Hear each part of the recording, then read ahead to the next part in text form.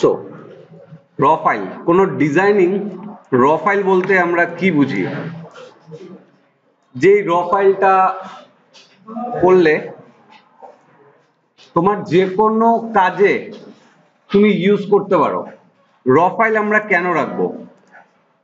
প্রতিটা র ফাইলের আলাদা আলাদা নাম হয়। ওয়ার্ডের জন্য র ফাইলের নাম কি হয় কেউ বলতে পারবে? ডক। সেরকমই কোনো এক্সেল ফাইলের জন্য কি হয়? এক্সএলএস। এক্সএলএস কি এক্সেল এক্সেস এরকম কিছু আছে। পাওয়ার পয়েন্টের জন্য আছে পিপিটি। ঠিক আছে, এগুলো হচ্ছে র ফাইলের এক্সটেনশন। আর শুধু এটা ডক থাকে না, তার সাথে একটা ডট থাকে, dot doc, dot XLS, dot PPT. তাতে কি, এটা আমরা কেন সেভ করছি? সেরকম গ্রাফিক্স ডিজাইনিং এর জন্য ইনডিজাইনের আছে আইএনডিডি, ইলাস্ট্রেটরের আছে ডট এআই, আর ফটোশপের আছে ডট পিএসডি। ক্লিয়ার? ক্যামেরার জন্য যদি দেখো, ক্যামেরার জন্যও আছে, সেটাকে বলে র, ডট র। সো এগুলো কি বা এগুলো আমরা কেন করে থাকি? এই ফাইলটার মধ্যে সব রকমের তথ্য থাকবে, কোনো কিছুর ক্ষতি না হয়ে যেরকম আছে সেরকম থাকবে। তুমি যেভাবে কাজ করেছিলে, যেই রকম ভাবে যা যা জিনিস দিয়ে কাজ করেছিলে সেরকম ভাবে থাকবে। আর এটাকে আমরা, আমাদের র দরকার পড়ে কেন? বিকজ আজকে ধরো তুমি ইনডিজাইনে কাজ করেছো, দেখো আমার একটা ফাইল আছে print1.indd, মানে এটা ইনডিজাইন ফাইল। ফাইলে গিয়ে নিউ করে আমি যখন ডকুমেন্ট বানাচ্ছি, ওকে,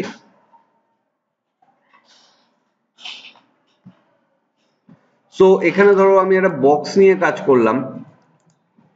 বক্স নিয়ে কাজ করার পর কি হলো, এটাকে আমি জাস্ট সেভ করব। সবচেয়ে আগে আমরা সেভ করি, সেভ অ্যাজ বা এক্সপোর্ট কোনো কিছুই করি না, সেভ করি। আর যেটা র ফাইল আছে সেই র ফাইলের নামে দেই। সাপোজ ইনডিজাইন সিসি 2017 ডকুমেন্ট, এটার মধ্যে আমি কিছু একটা নাম দিলাম, দিয়ে সেভ করছি। দেখবে সেম ভাবে ও সেভ হচ্ছে র নামে। ক্লিয়ার? র নামে সেভ হচ্ছে আইএনডিডি। সেরকমই ইলাস্ট্রেটরের এই জিনিসটাকেই যদি আমি ফাইলে গিয়ে সেভ করি, সেভ কিসে করব? এখানে কি আছে, আইএনডিডি সেভ হয়েছে, আমরা ইলাস্ট্রেটর করব এআই, এআই আছে, এটাকেও নাম দিচ্ছি র।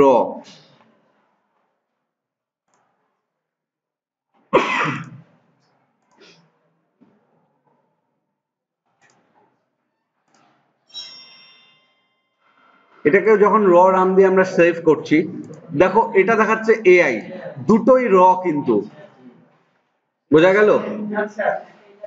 বাট তোমরা কোনটা দেখে বুঝবে যে কোনটা কোনটার ফাইল? একটা হচ্ছে ইলাস্ট্রেটর ফাইল, একটা ইনডিজাইন ফাইল, বোঝা গেল? নাম কিন্তু এক। তুমি ওয়ার্ড ডকুমেন্টও সেভ করতে পারো, বাট দেখলেই বুঝতে পারবে যে এটা ইলাস্ট্রেটর ফাইল, এটা ইনডিজাইন ফাইল, এটা ফটোশপ ফাইল, এটা দেখলেই বুঝে যাবে। নয়তো বা আমরা যদি অপশনস করি, অপশনস আমরা অনেক সময় এখানে পেতে পারি, ভিউয়ে গিয়ে অনেকের হাইড এক্সটেনশন করা থাকে, এটা অনেকের দেখায় না, এখানে শুধু র দেখাচ্ছে, বাট র এর সাথে এক্সটেনশনটা কি দেখাচ্ছে না। সেটা আমরা অলওয়েজ অপশনসে গিয়ে ফোল্ডার অপশনসে যাই, গিয়ে ওখানে ভিউ মেনুতে গেলে হাইড এক্সটেনশন করা আছে, মানে লুকাতে, বাট আমি এটা অফ করে দিয়ে ওকে করি। প্রতিটার দেখো দেখাবে, দুটোর মধ্যে তফাৎ দেখো, র ডট এআই, র ডট ইনডিজাইন। এতে লাভটা কোথায়? আমি এটা ধরো বন্ধ করে দিলাম। ক্লিয়ার? ভবিষ্যতে তোমার কাছে এই ফাইলটা যখন ওপেন করতে হবে, তুমি এটাকে ডাবল ক্লিক করো, ওপেন হবে। এবার তোমার যদি ইচ্ছে হয় তুমি বিভিন্ন আদার ফরম্যাটে এটাকে নিতে পারো। যেরকম আমরা ছবিটা একটা র ফাইলকে কিসে কিসে নিতে পারি, ফার্স্ট অফ অল আমরা নিতে পারি পিডিএফ বানাতে পারি কাজের জন্য। যদি দরকার হয় সেটাকে আমরা জেপেগে বানাতে পারি, ছবি বানিয়ে দিতে পারি। ধরো আমার কাছে একটা ডিজাইন আছে, এটা আমার ডিজাইন, এই ডিজাইনটাকে আমি ছবি বানাতে পারি, জেপেগ বানাতে পারি, তারপরে পিএনজি বা টিফ বানাতে পারি। না, আলাদা আলাদা স্যার। পিএনজি বা টিফ বানাতে পারি। যদি খুব দরকার হয় ওটাকে আমরা ওয়েব ফরম্যাটে, যাতে কিনা ওয়েবে দেখা যেতে পারে, বানাতে পারি আমার ডিজাইনকে। বা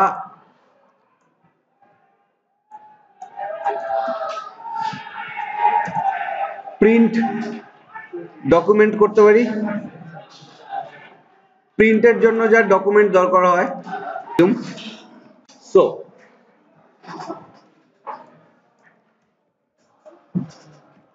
দেখো একটা প্রবলেম হচ্ছে, তোমার কাছে যদি র ফাইল থাকে, র ফাইলটা তুমি পিডিএফ এ করতে পারো, জেপেগ এ করতে পারো, পিএনজি তে করতে পারো, ওয়েব ফরম্যাটে করতে পারো, প্রিন্ট ফরম্যাটে করতে পারো। বাট এই জিনিসটা তোমার যদি তুমি কাজটাই যদি জেপেগ এ সেভ করো, ওই কাজটাতে ধরো একটা বাক্স ছিল, বক্সটাকে আর কোনোভাবে ঠিক করতে পারবে না। একটাও ফরম্যাটে কিন্তু তুমি কোনো কাজ একবার করে ফেললে সেটা ঠিক করাটা অলমোস্ট ইম্পসিবল। ইম্পসিবল বলবো না, বাট হ্যাঁ অলমোস্ট ইম্পসিবল হয়ে যাবে। মেক শিওর তুমি কাজ যখন সেভ করছো এইখানে যেন সেই র ফাইলের নামটা দেখতে পাও। সাপোজ এই জিনিসটাকেই যদি আমি এখন সেভ অ্যাজ করে বা এক্সপোর্ট করে অন্য কোনো ফরম্যাটে দেই, এআই ফাইল আছে, এটাকে আমি এক্সপোর্ট করছি, এক্সপোর্ট করে ছবি বানাচ্ছি, জেপেগ করে দিচ্ছি,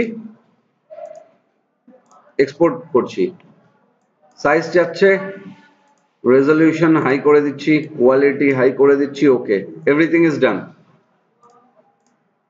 এখানে আসলো, এটাকে এখন তুমি এডিট করতে পারবে? কোনোভাবে এডিট করা সম্ভব? এটা কোনোভাবেই এডিট করা সম্ভব নয়। বাট তোমার কাছে এই জিনিসটাই যদি র ফাইলটা থাকে, যে কোনো সময় তুমি সেভ করে রাখো, র ফাইল অলওয়েজ তোমার কাছে থাকবে। ঠিক আছে?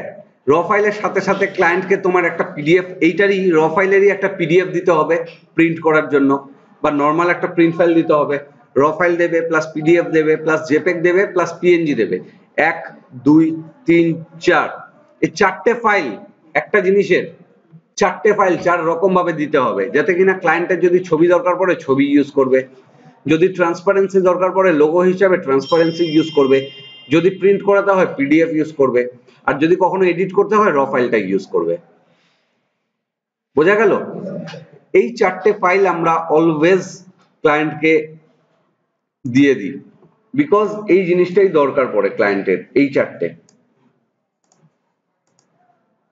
চারটে ফাইল তোমাকে ক্লায়েন্টকে দিতে হবে। আর ক্যামেরা, তুমি ক্যামেরায় হয় র ফাইল, মেইনলি র ফাইল হয়, ওগুলো প্রচুর বড় সাইজের হয়। বাট যখন তুমি নর্মাল কোনো ক্যামেরায় ছবি তুলতে যাচ্ছ, দেখো ছবিটা আসে জেপেগে, জেপেগে আসলে কালার অনেক সময় সম্পূর্ণভাবে, একটা লেন্স প্রচুর আলোর কিরণ ক্যাপচার করে, ক্যাপচার করার পর সেটাকে প্রসেস করে, তাই তো? শুধু আলোর কিরণ তো ক্যাপচার করে না, তার সাথে প্রচুর কালারস থাকে। এক্সাক্ট কালারস একটা জেপেগ কখনো ধরে রাখতে পারে না। ধরে রাখতে পারে একটাই মাধ্যম, দ্যাট ইজ ডট র, বিকজ ওটা ফুললি এডিটেবল ফাইল হয়। র কোনো ছবির র ফাইল যদি থেকে থাকে তোমার কাছে, তার মানে তোমার কাছে এভরিথিং আছে ছবিটার, তুমি যা খুশি করতে পারো। বাট একটা জেপেগ যখন আছে সেখানে সব রকমের কালারটা নাও থাকতে পারে। ক্লিয়ার? এটাই হচ্ছে আমাদের র ফাইলের কাজ। সো একটা জিনিস মাথায় রাখবে, যখনই কোনো কাজ করা শুরু করছো, অল্প করে কাজ করছো, কন্ট্রোল এস, সেভ করে দাও। তুমি এটার সাথে আরেকটা বক্স আনলে, বক্স এনে একটু কাজ করলে, কাজটা করে কন্ট্রোল এস, সেভ করতে থাকো। না হলে কি হবে, ফট করে যদি তোমার কাজটা কোনোভাবে আটকে যায় বা নষ্ট হয় বা কারেন্ট চলে যায়, তুমি কিচ্ছু আর ফেরত পাবে না, লাস্ট যা সেভ ছিল তাই ফেরত পাচ্ছ। ধরো লাস্ট আমার এরকম ছিল, তাই তো? দেখো আমি এখানে একটা বক্স বানাচ্ছি, এখানে সেভ করছি, এখানে একটা বক্স বানাচ্ছি, এখানে অন্য একটা সেভ করছি। ধরো ফট করে আমার কারেন্ট চলে গেল, চলে গেল। এবার দেখো তোমার যদি সেভ না থাকে, লাস্টে গিয়ে তুমি কি পাচ্ছ? এটা পাচ্ছ। লাস্ট কাজটা কিন্তু সেভ পাচ্ছ না, বিকজ ওটা সেভ ছিল না। যত অবধি তোমার সেভ থাকবে ঠিক তত অবধি তুমি পাবে। ক্লিয়ার? রিগার্ডিং তোমাদের কাজ সাজিয়ে রাখার জন্য দিস পিসি, তোমরা তোমাদের পেন ড্রাইভে এরকম করে করতে পারো। তোমাদের এখানে হয়তো করা সম্ভব না, বাট যাদের ল্যাপটপ আছে তাদের করা সম্ভব। সাপোজ ডি ড্রাইভে আমি আমার কাজ সাজিয়ে রাখবো। রাইট ক্লিক করে একটা নতুন ফোল্ডার নিয়ে নিচ্ছি, যেটা নাম দিয়ে দিচ্ছি LICT। ভবিষ্যতে যা খুশি নাম দিতে পারো। যখন তুমি কোনো ক্লায়েন্টের জন্য কাজ করবে, পার্টিকুলার ক্লায়েন্টের নাম দিয়ে সেভ করবে। এখানে আমরা কটা সফটওয়্যার শিখবো? 3টে। তার জন্য 3টে আলাদা আলাদা সফটওয়্যারের নাম দেই। ফটোশপ, আরেকটা নাম দিচ্ছি ইলাস্ট্রেটর, আরেকটার নাম দিচ্ছি ইনডিজাইন। ক্লিয়ার? তার মানে আমি যখন ফটোশপের কাজ করব, ফটোশপের ভেতরে গিয়ে আমি সেভ করব। যখন ইলাস্ট্রেটরের কাজ করব, ইলাস্ট্রেটরের ভেতরে গিয়ে সেভ করব। যখন ইনডিজাইনের কাজ করব, ইনডিজাইনের ভেতরে গিয়ে সেভ করব। সাপোজ আমি ইনডিজাইনের ভেতরে যাচ্ছি, গিয়ে এখানে নাম দিচ্ছি ক্লাস, ক্লাসের কাজ আমি এখানে সেভ করব, আর হোমের কাজ এখানে সেভ করব। বোঝা গেল? সো আমি এখন ধরো এই ফাইলটাকেই সেভ করতে যাচ্ছি। আমার এই ফাইলটা তো অলরেডি সেভ আছে একটা জায়গায়। যখন সেভ থাকবে সেটাকে আর সেভ করতে যাব না। নতুন একটা জায়গায় সেভ করতে গেলে কি করব? Save as. সেভ অ্যাজ করে আমি কোথায় যাব? ডি ড্রাইভে গিয়ে LICT, এটা ইনডিজাইন ফাইল, কোথায় সেভ হবে? ইনডিজাইনের ভেতর। এটা আমার ক্লাসের কাজ, কোথায় সেভ হবে? ক্লাসের ভেতর। এখানে নাম দিলাম, ডেট দিয়ে দিচ্ছি, ধরো 28/2/17। ক্লিয়ার? সেভ করে দিচ্ছি। ঠিক ইনডিজাইনের ক্লাসের এখানে সেভ হয়ে গেছে। বোঝা গেল? র ফাইলটা সেভ করলাম, তাতে কি জিনিসটা আর হারাবে না। এবার তুমি সেভ করে করে কাজ করতে থাকো। এরকম ভাবে প্রতিটা জিনিস আমরা সাজিয়ে গুছিয়ে রাখবো, যেখানে সেখানে রেখে দেব না। ক্লিয়ার? এই ফাইলটা যদি ইনডিজাইন খোলা না থাকে, এটার সাথে আরেকটা আমি সেভ অ্যাজ করে বা এক্সপোর্ট করে আমি ছবিও করতে পারি। তাতে কি আমি যখন তখন বুঝে যাব যে কি কাজ আছে এটার মধ্যে, মানে আমি কার কাজ কিভাবে করেছিলাম। সাপোজ আমি এখান থেকে জেপেগ করে দিতে পারি, জেপেগ।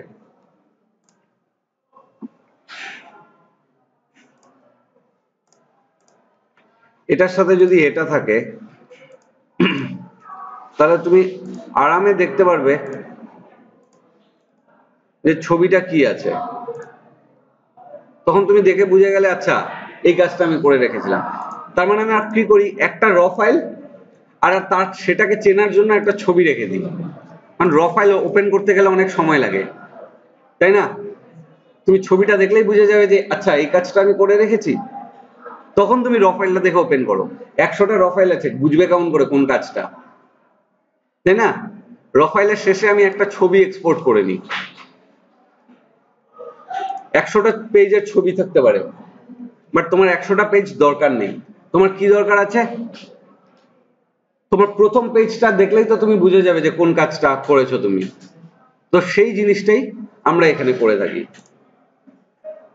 চলো, সো এখন যেটা আমি দেখাবো সেই জিনিসটাকে বলা হয় অফসেট পাথ। সো আমরা এটা জানি পলিগনাল টুল নিয়ে অনেক কয়টা মাথা আসছে, তাই তো?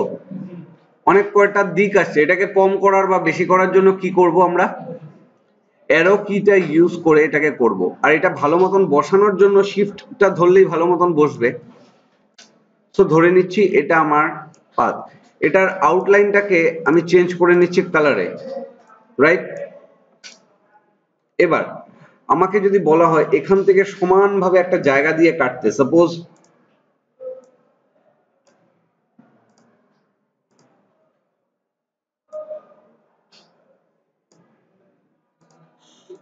এরকম ভাবে কাটতে বলেছে, দেখো এরকম ভাবে আমি এটাকে ধরে কেটে নিতে পারি, তাই না? এরকম অনেক লোগোতে দেখা যায়, দেখা যায়। কিন্তু আমার কাটাটা জিনিসটা কি আদৌ ঠিক? আমার ট্রায়াঙ্গেলটা একদম পারফেক্ট, বাট এই জিনিসটা কি একদম পারফেক্ট? পারফেক্ট নয়। তখন এটার বুদ্ধি হচ্ছে তুমি একটা লাইন নিয়ে করতে পারো তৈরি। এরকম রাখলে যদি তুমি তোমার বুদ্ধিটা একটু খরচা করো, লাইনটাকে একটু মোটা করা যেতে পারে না? লাইন তো অলওয়েজ পারফেক্ট থাকে, তাই তো?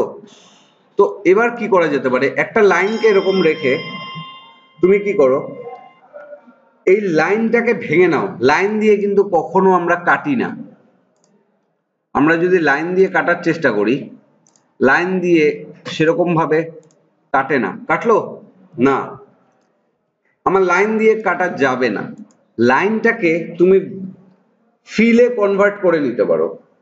কিরকম? অবজেক্টে যাবে, যে কোনো লাইনকে ধরবে, অবজেক্ট মেনুতে যাবে, এক্সপান্ডে ক্লিক করবে।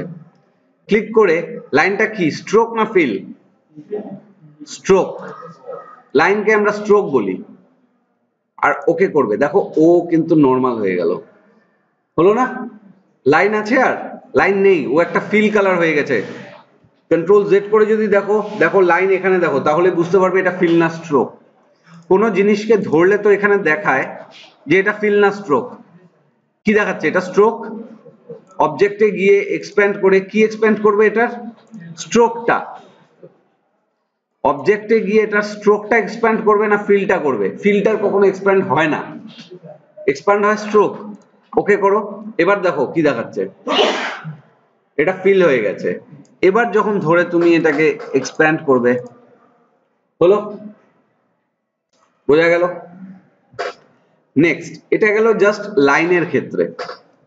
অনেক সময় আমরা দেখি যে আমি যদি ইন্টারনেটকে একটু ফলো করি, ম্যাক্সিমাম লোগোতে, অনেকেরই হয়তো লোগোতে অফসেটের কাজ আছে। অফসেট বলতে যা দরকার তার থেকে একটু বেশি অফসেট করা।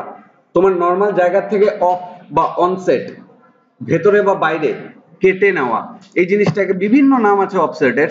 তার মধ্যে থেকে একটা নাম হয়তো আমি তোমাদেরকে বললাম, অফসেটের নাম। অফসেট বিভিন্ন জায়গায় বিভিন্ন ভাবে ইউজ করা হয়। আমরা গ্রাফিক্সে হয়তো অফসেট প্রিন্ট বলি, সেটা এক ধরনের ব্যবহারে হয়। বাট যখন কাজ করছি আমরা অফসেট একটা অন্য জায়গা থেকে, যেই জায়গাটায় সেট আছে সেখান থেকে অফ বা অন, বাইরে বা ভেতরে, সেই জায়গাটাকে আমরা বলছি অফসেট বা অনসেট।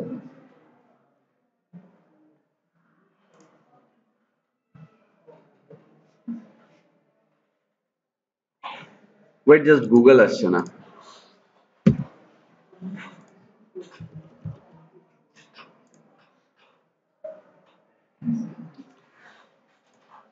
চলো, নো ওয়ারিজ, গুগল না আসলেও চলবে, আমি বলে দেখিয়ে দিচ্ছি। সো ধরো অনেকের লোগোতে আমি দেখেছি যে ধরো এরকম করে একটা জিনিস আছে,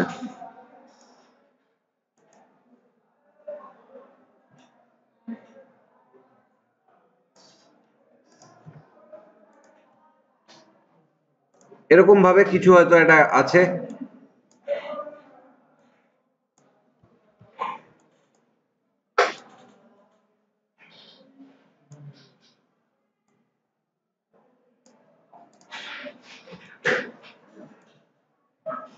এরকম আছে।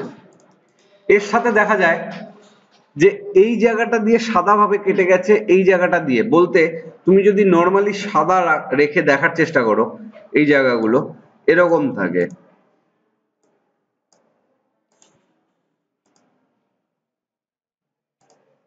তুমি যদি সাদা রেখে দেখো,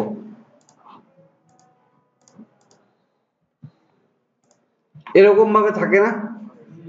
বাট এটা তো সাদা আছে বলে, ব্যাকগ্রাউন্ডটা সাদা বলে তোমার ঢেকে যাচ্ছে।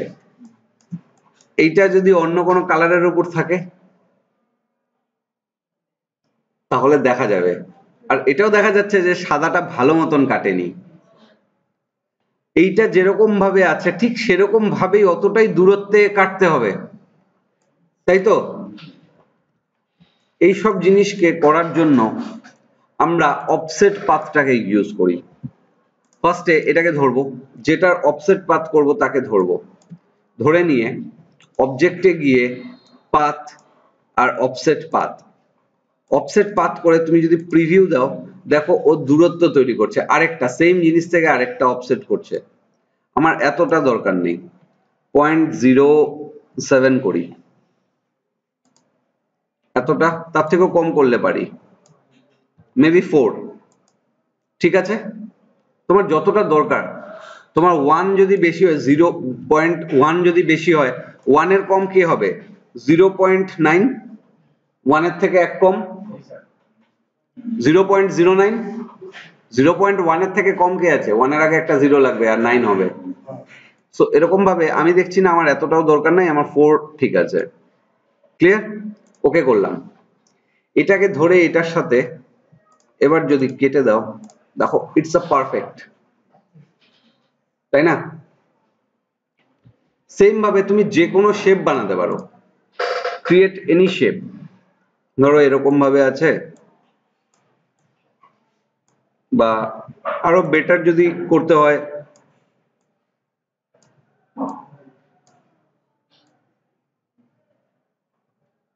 এরকম করে রাখছি, কনভার্ট করছি, যে কোনো ভাবে তুমি কনভার্ট করে নিতে পারো। এরকম ভাবে রাখলাম, স্ট্রোকটা আমি বাড়ালাম, clear? And last of all এরকম রাখলাম। দেখে এটাকে আমি কনভার্ট করতে হবে কিসে? এটা স্ট্রোকে আছে, এটাকে কিসে বানাবো? ফিলে। অবজেক্টে গিয়ে এক্সপ্যান্ড হলো।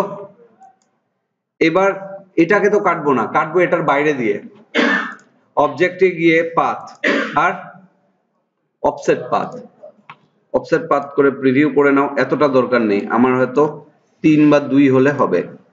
ওকে করলাম। আর সঙ্গে সঙ্গে এটার সাথে মেক শিওর যে কাটছে সে উপরে আছে, তাই তো? কাটলো। So this process is called offset path. তোমরা একবার চেক করে নাও। আরেকটা জিনিস যেটা দেখানোর আছে সেটা হচ্ছে যে পেন টুলের শুধু একটা কাজ নয়, পেন টুলটা যখন নিচ্ছ আমরা এরকম ভাবে দিচ্ছি, এরকম ভাবে লাইন হচ্ছে, বাট কোনো একটা জায়গায় আমরা দেখতে পাই, ধরো কোনো কোনো স্মাইলি, স্মাইলি তোমরা সবাই চেনো, এরকম থাকে, তাই তো? এরকম স্মাইলিস থাকে, স্মাইলিজের চোখ থাকে হোয়াইট, এটা থাকে ব্ল্যাক, তাই তো? এই দুটোকে ধরে আমি কপি করে আরেকটা রাখতে পারি। আর স্মাইল থাকে, স্মাইলির একটা স্মাইল থাকে,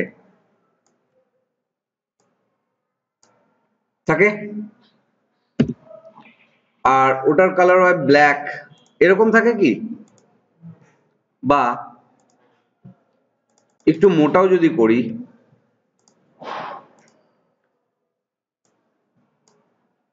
এটা কিন্তু এরকম থাকে না, এখানে ক্যাপ আছে। ক্যাপটাকে যদি ভালো মতন দেখো, আগে স্ট্রোকটা বুঝিয়ে নি, কোথায় কখন কিভাবে তুমি স্ট্রোকটাকে ইউজ করবে তুমি জানো। ভালো মতন যদি দেখো, হোয়াট ইজ ক্যাপ, এখানে ক্যাপ জিনিসটা কি, কোন স্ট্রোককে যদি তুমি ধরে নাও, ক্যাপিং হচ্ছে হলো মাথাটা কিরকম ভাবে, এই যে দুটো মাথা হয়, একটা দাগের দুটো মাথা হয়, যদি না দাগটাকে শুরু থেকে শেষ অবধি বন্ধ করে দাও।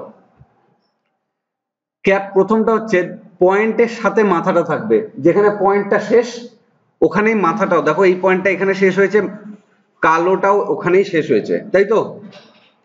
এরপরে মাথাটা গোল থাকবে, গোল আছে। এরপরে যেখানে পয়েন্ট শেষ হয়েছে তার থেকে একটু আগিয়ে গিয়ে মাথাটা থাকবে, বোঝা গেল? That is called a cap. দেখো এখানে মাথাটা যেখানে শেষ হয়েছে তার থেকে একটু আগিয়ে গিয়ে আছে, বাট এটা সেম, বাট যেখানে শেষ হয়েছে ওখানেই কেটে গেছে। আর তোমার যদি মাথাটা গোল লাগে এরকম নিতে পারো। তারপরে আছে কর্নার। কর্নার বলতে কি, কর্নার বলতে তুমি এরকম ভাবে দিয়েছো, এটার ক্যাপ আমার কি করা আছে, রাউন্ড। ক্যাপ বলতে হচ্ছে মাথা, শুরু আর শেষের মাথাটাকে বলা হয় ক্যাপ। আর কর্নার বলতে হচ্ছে এই যে যে জায়গাগুলো বেন্ড হবে সেই জায়গাগুলো কিরকম হবে, চোখা আছে, এটা রাউন্ডেড, দেখো মাথাটাকে রাউন্ড করলো করলো, আর এটা হচ্ছে এই জায়গাটা কেটে দেবে, একটা চোখা রাখবে, একটা রাউন্ড করবে, একটা জায়গাটাকে কেটে দেবে, বোঝা গেল? এই দুটো হচ্ছে হলো ক্যাপ আর কর্নার। ক্যাপ হচ্ছে মাথা, কর্নার হচ্ছে কোন জায়গায় ঘুরবে। নেক্সট হচ্ছে হলো, ধরো কোনো কিছু তুমি একটা বর্ডার দিয়ে রেখেছো,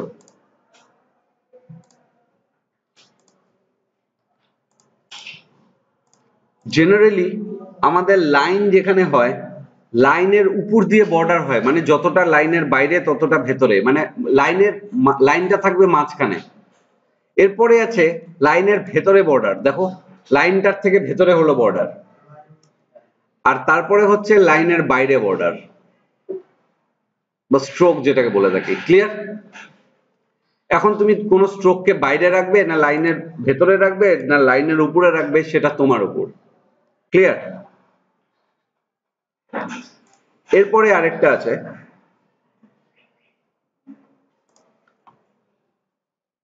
প্রোফাইলস আমরা ইউজ করি। সাপোজ এই জিনিসটা তুমি ড্যাশড লাইন করছো, 12 পয়েন্টের ড্যাশড হচ্ছে, তুমি কমাও, বোঝা গেল? গ্যাপ কত দেবে, 2 পয়েন্টের আমি গ্যাপ দিচ্ছি, 3 পয়েন্টের গ্যাপ দিচ্ছি, এরকম ভাবে তোমাকে তৈরি করতে হবে। এগুলো আমরা না ইউজ করে ডাইরেক্ট এখান থেকেই 6 পয়েন্টের ড্যাশ করি। ক্লিয়ার? এটা একটা ড্যাশ যদি না নাও, লাস্টে আসে প্রোফাইলস। স্মাইলির হাসি এরকম কখনো হয় না, হয় না, কোনাটা চোখা থাকে, মাঝখানটা মোটা থাকে। এই জিনিসটা করার জন্য ইলাস্ট্রেটরের সুবিধা হচ্ছে এখানে প্রোফাইল। এখানে দেখো পটলের মতন দেখতে পাচ্ছ, এটা করলে দেখো this is the actually thing যেটা আমরা ইউজ করি। আবার কখনো দুষ্টু হাসির জন্য আমরা এক সাইড চোখা আর এক সাইড এরকম করতে পারি না,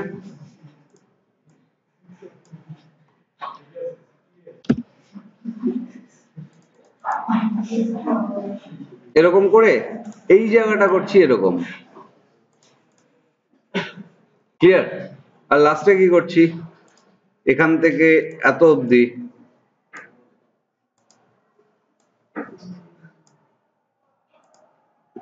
এরকম করে দিয়ে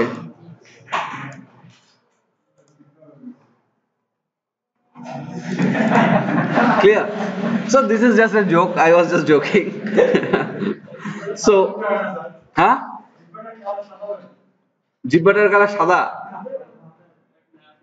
স্মাইলি শুনলে স্বপ্নে এসে তোমাকে ধরে কেলাবে, and এটা রেকর্ড হয়ে গেল of course.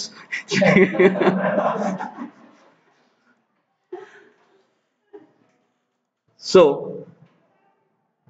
the thing is, তুমি স্ট্রোককে বিভিন্ন ভাবে, এবার বুঝলে এই জায়গাটা আমি কি ইউজ করেছি অ্যাকচুয়ালি? কোনটা ইউজ করেছি? স্ট্রোকের মধ্যে কোন প্রোফাইলটা ইউজ করেছি? এই প্রোফাইলটা, একটা সাইড মোটা একটা সাইড সরু। এটাকে ধরে, এটাকেই যদি ধরে তুমি যদি এরকম ইউজ করো, দেখো এটা একটা, এটা একটা, এটা একটা, এটা একটা, তুমি যেমন খুশি ইউজ করতে পারো। মেইনলি আমরা এটা আর এটা এই দুটো ইউজ করি। আবার তোমার যদি মনে হয় এই মোটাটা এইদিকে হবে না এইদিকে হবে, তাহলে ইন দ্যাট কেস এটারই পাশে দেখো ফ্লিপ আছে, বোঝা গেল? আর এবার এটাকে দিয়ে তুমি যা খুশি করতে পারো। এটা যখনই এক্সপ্যান্ড করার হবে, এটাকে স্ট্রোকে আছে, এটাকে ফিলে কনভার্ট করব, অবজেক্ট এন্ড এক্সপ্যান্ড। এটাকে আমি কনভার্ট করব অবজেক্ট এন্ড এক্সপ্যান্ড, এটাকে কনভার্ট করব অবজেক্ট এক্সপ্যান্ড এক্সপ্যান্ড। ক্লিয়ার? এইভাবে তুমি প্রত্যেকটা জিনিস এক্সপ্যান্ড করে নিতে পারো। ক্লিয়ার? এই জিনিসটা একটু দেখে নাও। তো আমরা যেটা মেইনলি দেখি, বিভিন্ন ধরনের মার্জিং। এখানে দেখো একজন যে আরেকজনের উপর দিয়ে যাচ্ছে সেই জিনিসটা বোঝা যায়। সেই জিনিসটা তখনই সম্ভব যখন কোনো বস্তুর মধ্যে স্বচ্ছতা থাকবে, একটু হলেও স্বচ্ছতা থাকবে। সেটাকে বলা হয় ইংলিশে ট্রান্সপারেন্সি এফেক্ট বা শুধু ট্রান্সপারেন্সি। ইন দ্যাট কেস তুমি যে কোনো জায়গায়, ফটোশপেও আমরা ট্রান্সপারেন্সি দিতে পারি। ওপেক মানে হচ্ছে স্বচ্ছ না, মানে যেটার মধ্যে স্বচ্ছতাটা নেই, লাইট পারাপার করতে পারবে না, এপার ওপার যেতে পারবে, যেতে আসতে পারবে না, সেটাকে বলি হচ্ছে ওপেক, OPAQUE, ওপেক।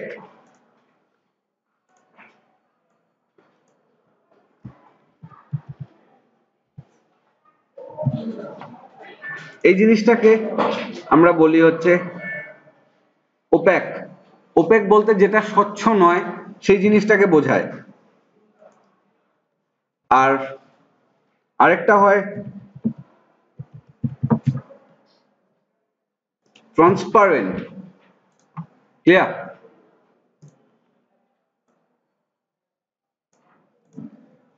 ট্রান্সপারেন্ট বলতে যেটা স্বচ্ছতা, যেটার মধ্যে কোনো কিছু, যেটার মধ্যে স্বচ্ছতা থাকবে সেটাকে বলবো ট্রান্সপারেন্ট। ক্লিয়ার?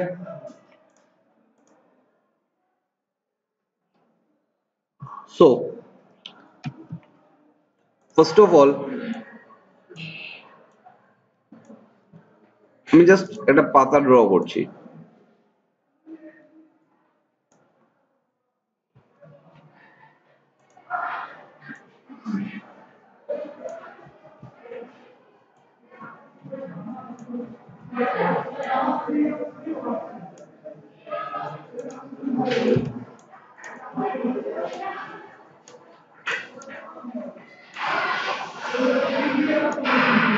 সো এটার একটা কালার দেওয়া যেতে পারে,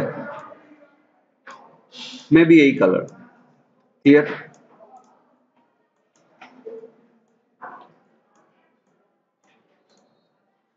হলো? কোনো জিনিসকে কেন্দ্র করে ঘোরানোর জন্য সেই জিনিসটাকে ধরে আমরা আর প্রেস করতে পারি। সাপোজ এই জিনিসটাকে আমি পয়েন্ট থেকে ঘোরাবো, আমি এই জায়গাটা কেন্দ্র করে ও ঘুরবে। ক্লিয়ার? এটাকে ধরে আর প্রেস করলাম, এখানে ক্লিক করলাম, তারপরে যদি তুমি ঘোরাও ও ঘুরবে। বোঝা গেল? বলতে এরকম রেখে আমি কন্ট্রোল সি কন্ট্রোল এফ করলাম আর ওকে ঘোরালাম, কন্ট্রোল সি কন্ট্রোল এফ ঘোরাচ্ছি।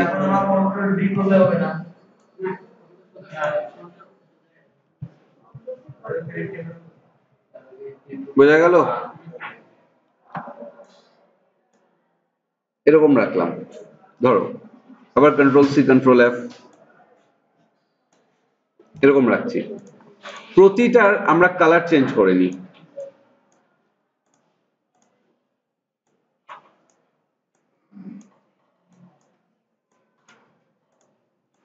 এটারও কালার চেঞ্জ করে নিচ্ছি।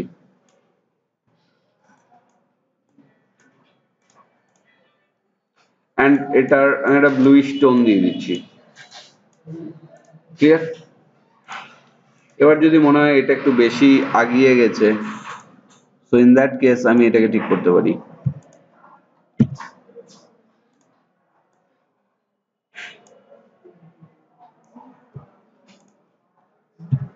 পয়েন্টটাকে জাস্ট মেক শিওর যে তোমার পয়েন্টটা ঠিক হচ্ছে। ক্লিয়ার? প্রতিটার আলাদা কালার আছে। এটাকে ধরে তুমি যদি উইন্ডোজ মেনুতে যাও, ট্রান্সপারেন্সি বলে একটা আছে এখানে, এটাকে এই সাইডে রাখি। ট্রান্সপারেন্সি, ওপাসিটি বলতে হচ্ছে স্বচ্ছতা কতটা হবে। এখানে ক্লিক করে তুমি ওপাসিটি কমাও, তখন বুঝতে পারবে। এটাকে ধরতে হবে, তার জন্য তোমার এগুলোকে ধরলে এটা 100% প্রত্যেকটারই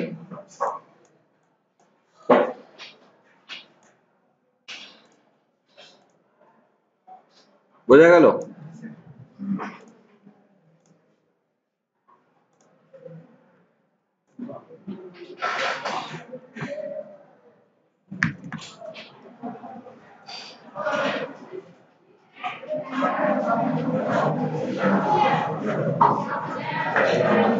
এটা অনেকের লোগোতে পাবে, অনেকে কাজ করেছে। ট্রান্সপারেন্সি, কোন জায়গায় ট্রান্সপারেন্সিটা যদি ইউজ করতে হয়, ওটা সাপোজ এটার মধ্যে 57 না দিয়ে তুমি আরেকটু কালার অ্যাড রাখলে, মানে ট্রান্সপারেন্সিটা 79%, মানে কালারটা বেশি বোঝা যাবে, আরো ব্রাইট আসবে। সো এই কাজটা বেটার আমরা আরেকটা জায়গায় দেখতে পারি। পেন টুলটা দিয়ে আমি দেখিয়েছিলাম, একটা ক্লিক করে শিফট দিয়ে নিচে এসে টানবে, টানলে টেনে জাস্ট এখানে গিয়ে এরকম লাগিয়ে দেবে, এটা হয়ে যাচ্ছে। ক্লিয়ার? এটা কিচ্ছু করতে হয় না, জাস্ট পেন টুলটা দিয়ে একটা ক্লিক, সোজা নিচে আসবে, শিফটটা চিপে ধরে এরকম বাদিক বা ডান দিক যেদিকে খুশি টানবে, এতটা হলো বাস। শিফটটা ছাড়লে আর লাস্টে গিয়ে তুমি যেখানে শুরু করেছিলে ওখানে শেষ করে দিলে। এটার colour maybe we can use this colour. Clear? এটাকে আমি কপি পেস্ট করলাম, অবজেক্টে গিয়ে ট্রান্সফর্মে গিয়ে রিফ্লেক্ট করে দিচ্ছি, আর হরাইজন্টাল রিফ্লেক্ট করলাম যাতে উল্টো দিকে আসে, করতে পারি। ক্লিয়ার? এটাকে একটু ছোট করে রাখি, জাস্ট দেখো জিনিসটা। এটাকে কন্ট্রোল সি কন্ট্রোল এফ করলাম, পেস্ট হলো। শিফট ধরে এক্স্যাক্টলি এরকম ঘোরাতে পারি। এটাকে ধরে কন্ট্রোল সি কন্ট্রোল এফ করে শিফট ধরে এখানে ঘোরাতে পারি। আবার চারটাকে ধরে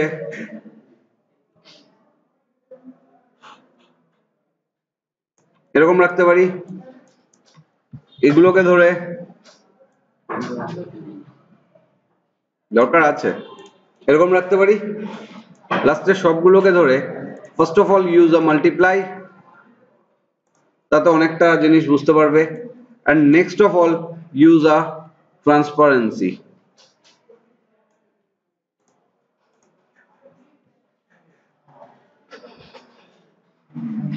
clear? ট্রান্সপারেন্সি দেওয়াতে একে আরেকজনের সাথে যে মিশে যাচ্ছে সেই এফেক্টটা আসবে। মাল্টিপ্লাই মিন্স অসাম হয়েছে। Okay, thank you for the compliment, but এটা আমার কাজ নয়, এটা সফটওয়্যার কাজ করেছে, আমি তো জাস্ট কাজটা দেখালাম। So this is a green, এর সাথে আরেকটা গ্রিন দিলাম, দুটো same green. What is multiply? Multiply মানে যা আছে তার সাথে যোগ করবে কালার। এই দুটোকে রেখে জাস্ট জিনিসটা বোঝো। আমি যখন ওপাসিটি এটাকে 53% করছি, দেখো এটা নর্মাল হচ্ছে, বাট এটাকে নিয়ে তুমি যদি এখান থেকে দুটোতেই মাল্টিপ্লাই দাও, অ্যাকচুয়ালি যখন যোগ হবে, এই দুটোকে নিয়ে মাল্টিপ্লাই না দিয়ে কালার বার্ন দাও, আরেক ধরনের হবে। লাইটেন দাও, হালকা হবে। ডজ দাও, ব্রাইট হবে। এটা বেশি ভালো বোঝা যাবে ফটোশপে। ওভারলে, হালকা হলেও দেখো চেঞ্জ হচ্ছে, আমরা বেশিরভাগ মাল্টিপ্লাই করি। ক্লিয়ার? বেশিরভাগ আমরা মাল্টিপ্লাই করি। এটা ট্রান্সপারেন্সিতে গেলে এখানে নর্মাল মোড আর মাল্টিপ্লাই মোড। মাল্টিপ্লাই মানে যা আছে এই জিনিসটাকেই যখন এই গ্রেতে আনবে না, ও নিজেকে গ্রের সাথে মাল্টিপ্লাই করবে। বোঝা গেল? এখন তুমি কালার চেঞ্জ করে নাও, ইট লুকস দ্য সেম। তুমি যে কোনো কালারে আসো, ও ব্যাকগ্রাউন্ডের সাথে নিজেকে অ্যাডজাস্ট করবে। বোঝা গেল? এর নিচে যদি তুমি একটা অন্য ব্যাকগ্রাউন্ড দেওয়ার চেষ্টা করো, দ্যাট ইজ পিঙ্ক, ও পিঙ্কের সাথে নিজেকে মাল্টিপ্লাই করবে আর যা কালার আসবে এখানে দেখাবে। এই কালারটাই যদি ব্লু হয়, ও কিন্তু চেঞ্জ হয়ে যাচ্ছে, বিকজ প্রথমত এটার মধ্যে স্বচ্ছতা দেওয়া আছে, ট্রান্সপারেন্সি এফেক্ট, আর নেক্সট অফ অল ওকে একটা কমান্ড দেওয়া আছে যে তুমি যা ব্যাকগ্রাউন্ড যা হবে তার সাথে নিজেকে মাল্টিপ্লাই করবে, কালার মাল্টিপ্লাই হবে। সবুজ, ও যদি হলুদ থাকতো, এটা বেসিক্যালি আমার কালার ছিল হচ্ছে রেড, রেডের সাথে কি কালার মেশালে অরেঞ্জ আসতে পারে? ইয়েলো। তার মানে আমি ব্যাকগ্রাউন্ডটাকে ইয়েলো করে দেখি তো আদৌ অরেঞ্জ আসে কিনা। এসেছে? আসতেই হবে। আর তুমি এটাকে পারফেক্ট রেড করে দেখো তো, একদম পারফেক্ট অরেঞ্জের কালার আসে কিনা। ইয়েস, অফকোর্স অরেঞ্জের টোন আসছে। বোঝা গেল? রেডের সাথে ব্লু মেশালে কি আসবে?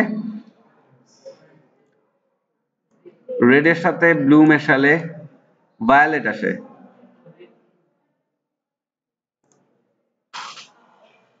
ভায়োলেট টোন এসেছে?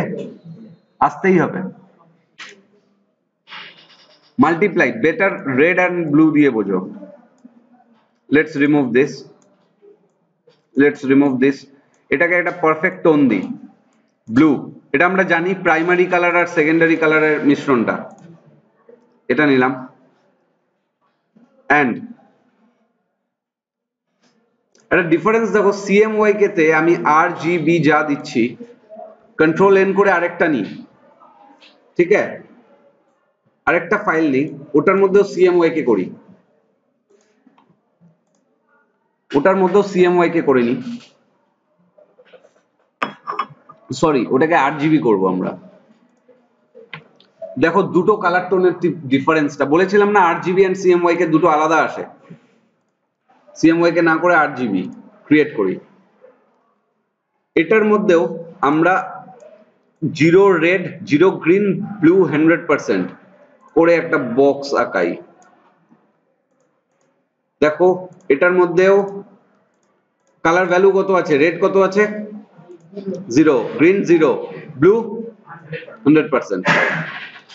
এটাতে কত আছে? Red 0, green 0, blue 100%। তাতে দেখেছো কতটা ডাল কালার আর এটা কতটা ব্রাইট কালার। বোঝা গেল কেন আরজিবি অ্যাডিটিভ আর সিএমওয়াই তে কালার লস হয়? এটার মধ্যে যখন তুমি রেড নেবে, তার মানে এবার ব্লু 0 হবে আর রেড 100% হবে। এই দুটোকে মাল্টিপ্লাই করো, অপাসিটি ডাউন করো, ভায়োলেট আসছে। আর দেখো এই ফুলটা সিএমওয়াই কে তে আছে, তো এখন সিএমওয়াই কে কালারে আছে। এইটাকে তুমি এখানে এনে ফেলো, দেখো কালার কত ব্রাইট হয়ে যাবে। এটার আর এটার কিন্তু আকাশ পাতালের তফাৎ।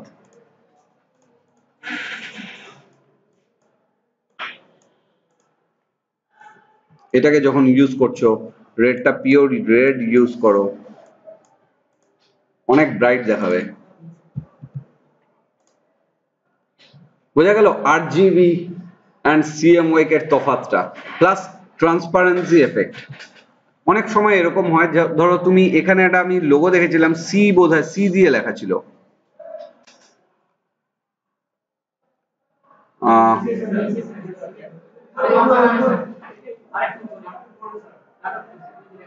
এটা ইটস নট, এটা নয়, আরেকটা আমি দেখছিলাম। এটা না, this is a chameleon, not this. ওকে দেখছি আমি।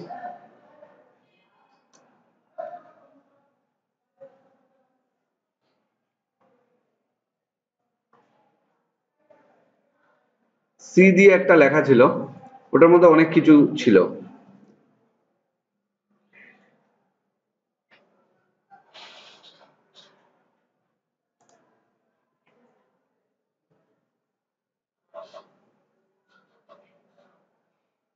সম্ভবত এইসব জায়গাতেই আমি সি দিয়ে রেখেছিলাম।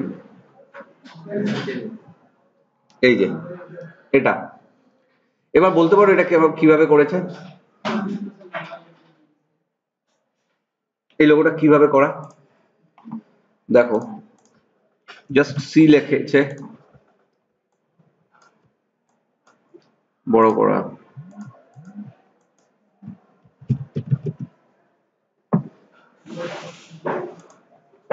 এরকম ধরো, এটাকে সবচেয়ে আগে এক্সপ্যান্ড, না হলে ওটা লেখাই থেকে যাবে। এবার তুমি যেমন খুশি বক্স নাও, ঠিক আছে, এক একটাকে এক এক কালারে কাটো, কাটতে পারো, বা তুমি পেন টুল নিলে এরকম ভাবে সিটা দিয়ে কপি পেস্ট করে এখানে কাটলে, কি দিয়ে কাটতে পারি? ইন্টারসেক্ট, তাই তো, কালারটা রেড হলো,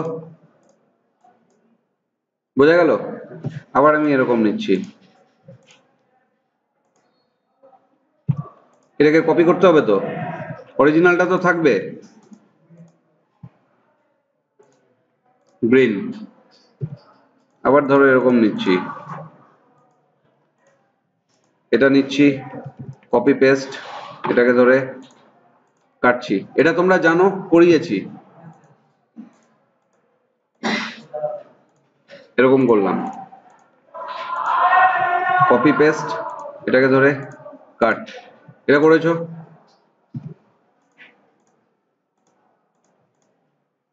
এরকম করলে, এটাকে কপি পেস্ট, এটার সাথে কাট, ধরো এটা ইয়েলো, ক্লিয়ার? এটাকে একটু সরিয়ে রাখি, শিফট ধরে 1 2 3 4 5, কেন 5টা সরালাম পরে মনে থাকবে কটা ফেরত আসতে হবে, বোঝা গেল? লাস্টে আরেকটা করি এরকম ভাবে, এরকম, ক্লিয়ার? এটাকে আর একটু সরাই, এটাকে, নালে সিটা ধরা যাচ্ছিল না, হলো? এটাকে ধরে আমি একটা ব্লু স্টোন দিলাম, এবার অরিজিনাল যে সিটা আছে দেখতে পাচ্ছ, এটা আমি ডিলিট মেরে দিই, এটাকে শিফট ধরে নিয়েছিলাম তো, দেখো একদম মাপ মতন নিজে, শিফট ধরে যেহেতু করেছিলাম একদম মাপে নিজের জায়গা, তুমি যদি এরকম করে সরাতে না, তুমি নিজে এনে বসাতে পারতে না, অসুবিধা হতো। সো বেটার তুমি এরকম জিনিস যখন সরাবে শিফট ধরে সরাবে, শুনলো? অতগুলোই শিফট ধরে যদি ভেতরে নাও, নিজের জায়গায় এসেও বসে যাবে, তাই তো? অ্যাট দ্য এন্ড এটাকে ধরো, make it multiply,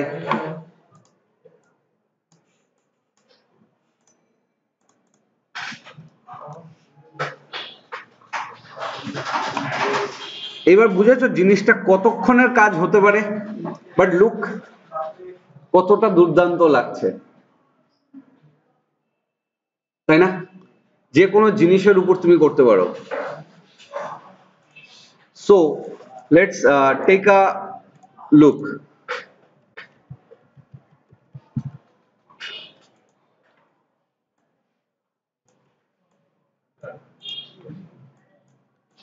So Shankar in our class is just a celebrity, huh?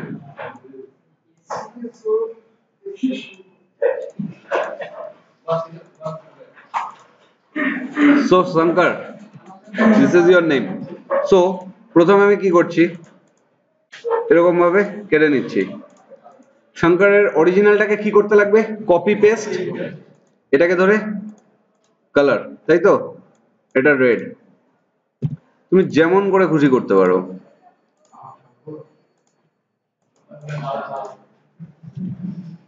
Copy paste R intersect,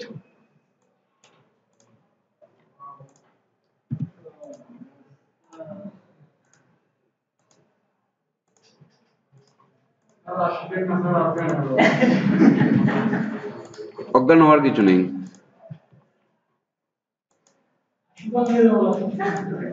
আচ্ছা, শঙ্কর রাজি আছে হাসপাতাল নিয়ে যাওয়ার জন্য। নিয়ে যাবো এলা? হোয়াট ইজ দ্যাট এলা?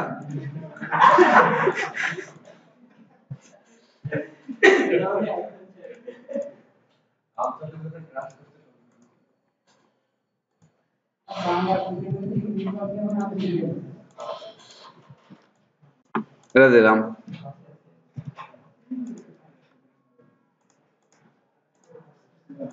এটা এখন এটা ধরতে গিয়ে দেখো আমি শঙ্করের ব্ল্যাক যে পোর্শনটা পাচ্ছি না, আমি অন্যগুলোকে কি করি, এটা নামিয়ে দিই, এটা নামিয়ে দিই, তাহলেই পেয়ে যাচ্ছি। পেলাম?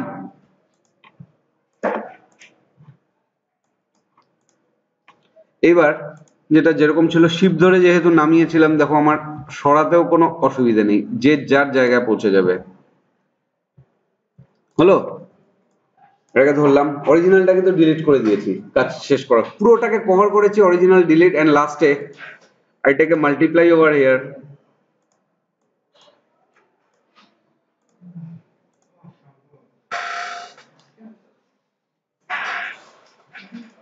Clear? এটাকে ধরে মাল্টিপ্লাই এন্ড 33% এর থেকে বেশি করো।